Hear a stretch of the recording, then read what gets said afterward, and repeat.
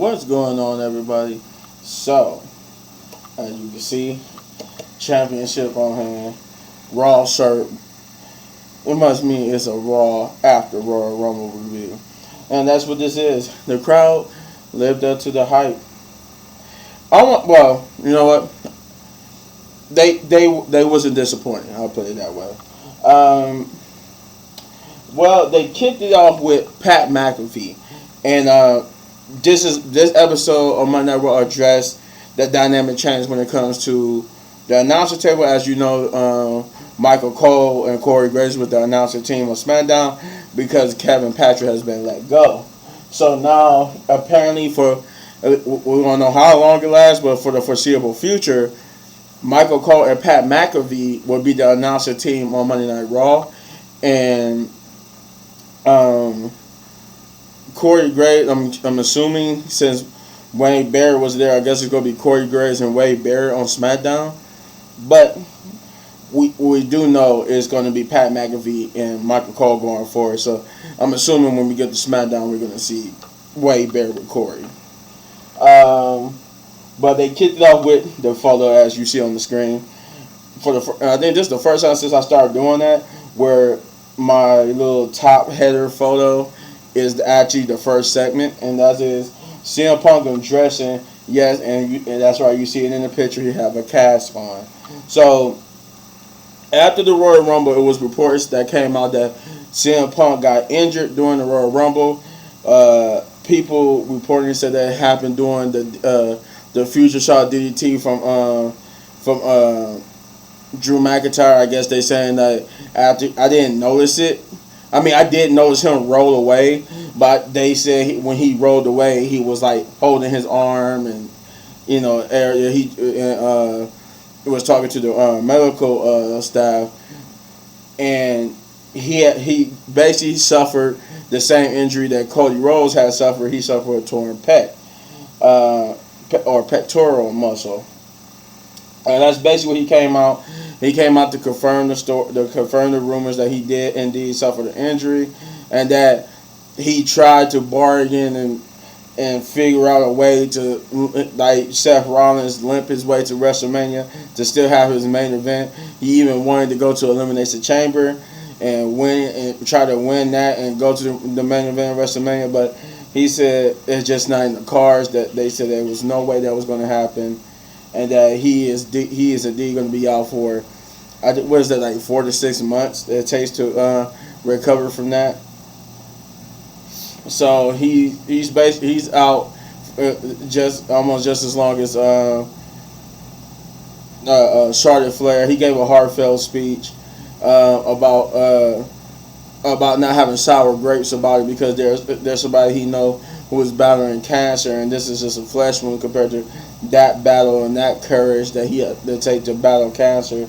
So, with that being said, though, he said this is just a speed bump in the road, that he will make it to WrestleMania and the main event because it's his dream. He even mentioned how that he loses a lot more than he wins.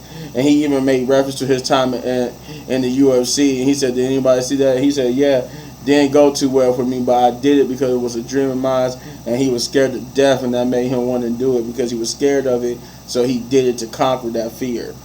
And then he would get interrupted by Drew McIntyre, who came out and said that he sympathizes with him because a lot of things he said he could sympathize with and he knows the pain of. But he went full heelish by saying that he said he don't know if CM Punk is a spiritual man like him. He don't even know if he is a spiritual man. But he said he prayed for what happened to CM Punk to happen, and he said, I came into the Rumble, I targeted you, and he got what he wanted. He got CM Punk injured. He said because he did not want CM Punk being the one leading the charge, leading the next generation or whatnot, and that he said he could not let it happen, and then CM Punk eliminated him, which made him lose sleep until he heard that rumor, and then he slept like a baby. CM Punk vowed that when he come back, he will he will main event WrestleMania. He will, complete that goal. But on the way to doing that, his first stop will be Drew McIntyre, and that he will be targeting Drew McIntyre when he gets back. That's the first thing he's going to do. And Drew would try to cheap shot at CM Punk. CM Punk would try to defend himself, but Drew McIntyre would hit CM Punk and then target his arm. The Sami Zayn came out to make the save, and that would set up Sami Zayn versus Drew McIntyre as the main event later on tonight. Wow, that took me about 5 minutes to get to that one part. We got the first match of the night, which is DIY versus Judgment Day. There was a promo with Judgment Day talking about right after this, saying that they don't have to worry about, they don't need to be worried about Drew, that he's not a problem, but they need to go. Rhea wanted Damian Priest and Finn Balor to go out there and show people why they shouldn't mess with the Judgment Day, and that there is no more distractions that will come to play. And now we get to the DIY versus Judgment Day for the unified undisputed tag team championships, which is being rumored to be split up very soon. They're going to be split up, as in, both brands are going to have a tag team titles now. It won't be unified anymore. But that's a later date and a later video. But the match itself was good. I enjoyed it. It was a good way to kick after that promo. A good way to follow up with the first match of the night. Pretty good tag team match, standard stuff. DIY actually got a good pop here. It did this match, even though they lost. This match did a lot for them and got a lot of eyes on them. And starting to get there. We're starting to get traction with DIY because they gave them time to cook this time, and that was the most important thing about this match. That DIY had the time to cook and get the crowd on their side, and hopefully we could get more matches like that for DIY. But in the end, the Judgment Day would get the victory. For once, without distractions or anything, because Dominic and JD McDonough didn't come out till afterwards, so they got it clean. But they will invite R-Truth out to the ring, and part of their no distractions was that Damian Priest was trying to tell R-Truth, but R-Truth comically kept interrupting him. But basically, Damian Priest was trying to tell him, look, we're family, and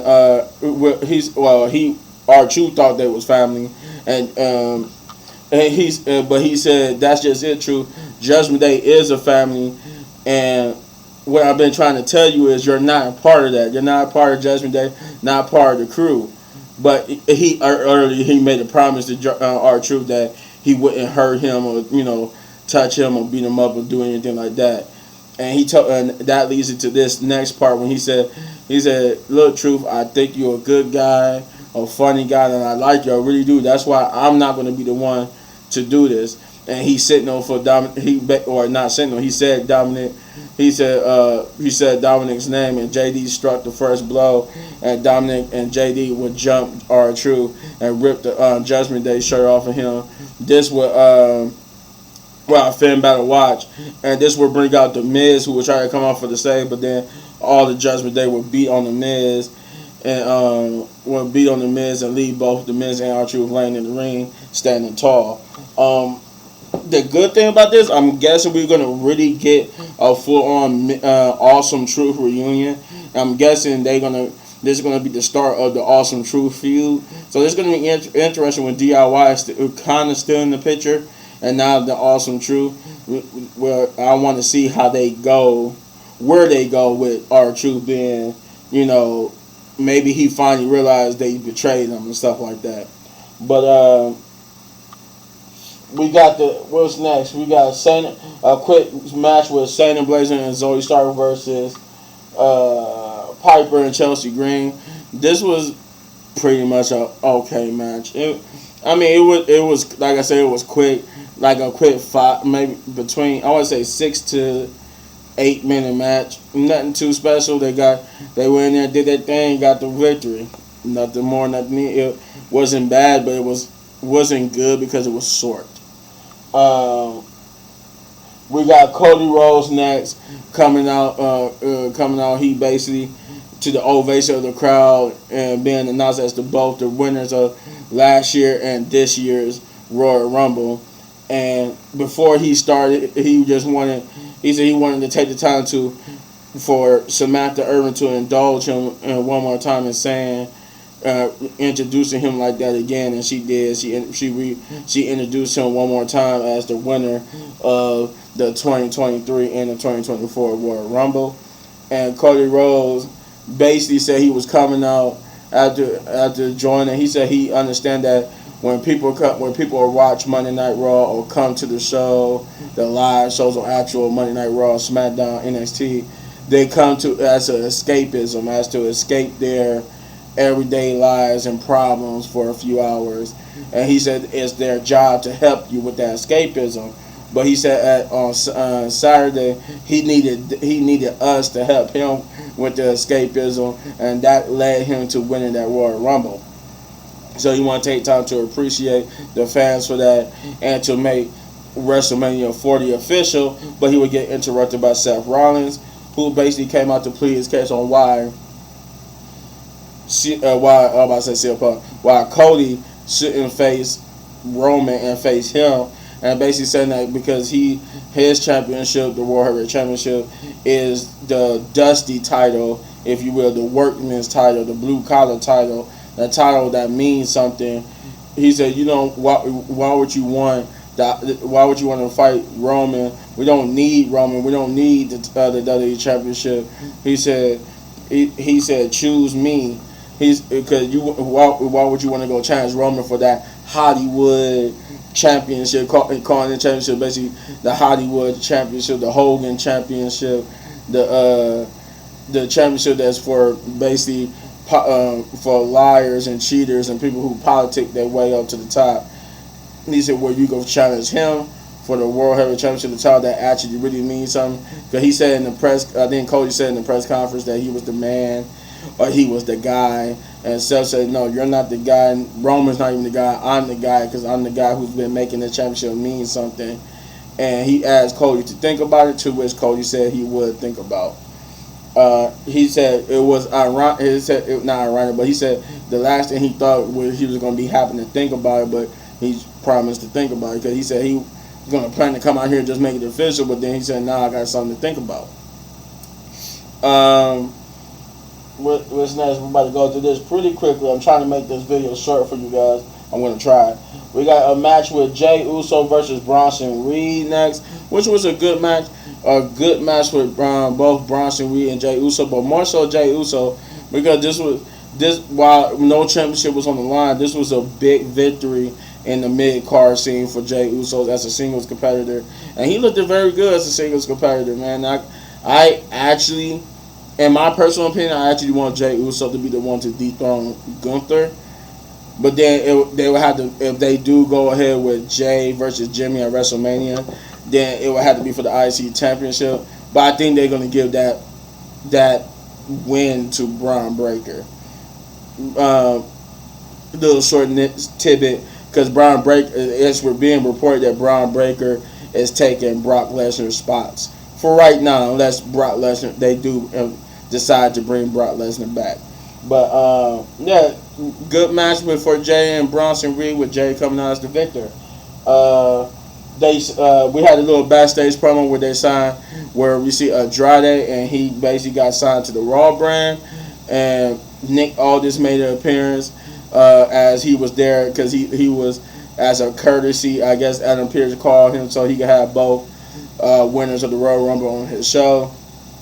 But Nick was a little upset because he didn't get a chance to do his pitch to Andrade, but then he got a call from Braun Breaker. Then we got Kofi versus Gunther, which was a pretty good match. And while Gunther got the victory, I like that they let Kofi shine here, and he looked like a legit former WWE champion and former Intercontinental champion. They let him shine. There was no goofiness, all seriousness, and Kofi, he put up a good fight, but Gunther, as usual, hit him with a clothesline, drop kick, power bomb, and thus Gunther is still your champion. Afterwards, Ludwig Kaiser and Giovanni will come out and jump Kofi.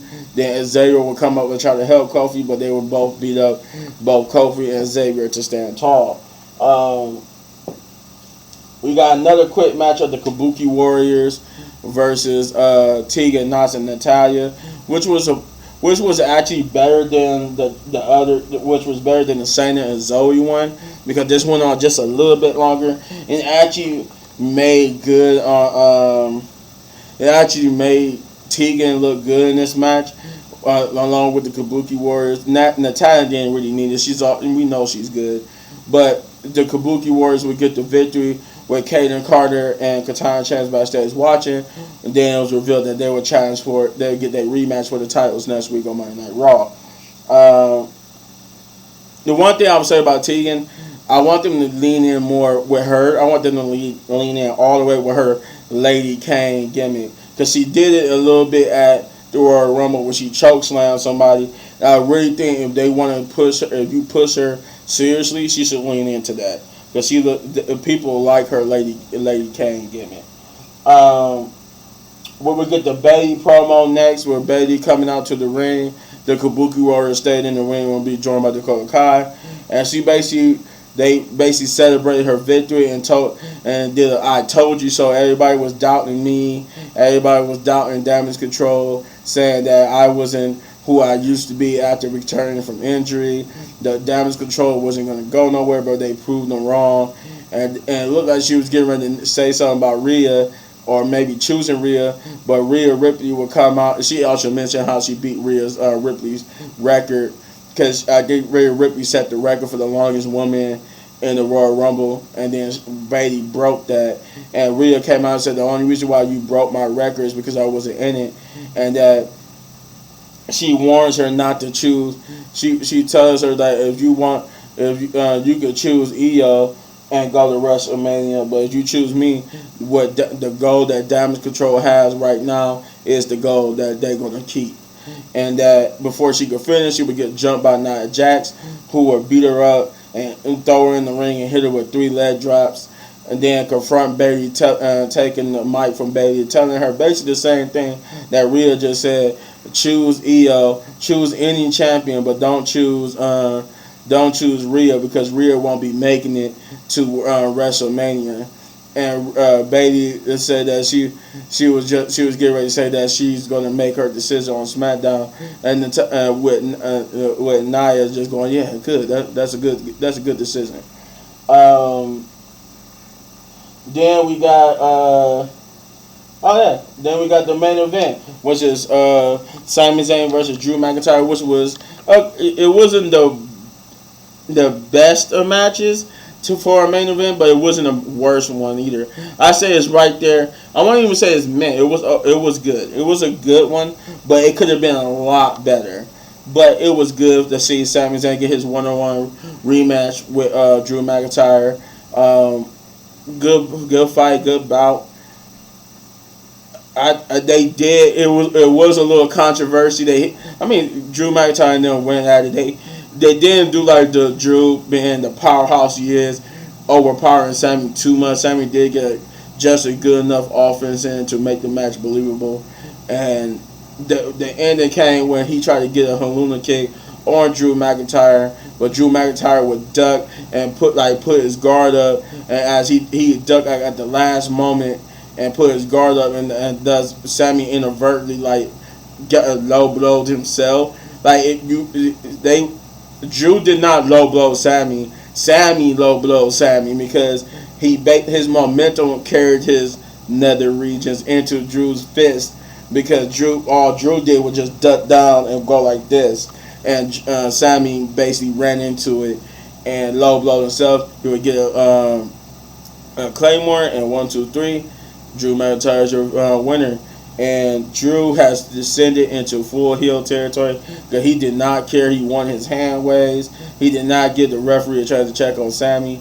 And they even made a point to tell you too that the referee saw the low blow but didn't do anything, because it was obvious that it was inverted. Like, Drew McIntyre didn't try to low blow Sammy. Sammy just basically low blowed himself. That's why he didn't call for the DQ. And thus, they ended the show with Drew McIntyre and ended the show with him in victory. This was a good. This was for the fact that this was the. I guess because this is not. I can't say anything. This is not like the Raw after WrestleMania. So this is definitely. But this was a good Raw after the Royal Rumble. The crowd was into it for the most part. So the part that you think they wouldn't be into, they wasn't. But they popped for the most part. They popped for people. They surprisingly popped for DIY because it's been a minute since DIY got that type of pop. But overall, I'm gonna give it. I wanted to give it a 7. I was gonna give it a 6.5, but I'm gonna give it a 7 out of 10. Big ups. But you let me know in the comments down below what you thought, and if you enjoy my review, you know what to do. You hit this button right there, bam, for all of my WWE reviews. And if you enjoyed the video so much you want to support the channel, all you gotta do is hit those buttons, because it helps me and us grow slowly but surely into the next phase of this YouTube career. And as always, hit any one of these videos for more amazing content to go anywhere, because I got more reactions and gameplay videos coming for you guys. Peace.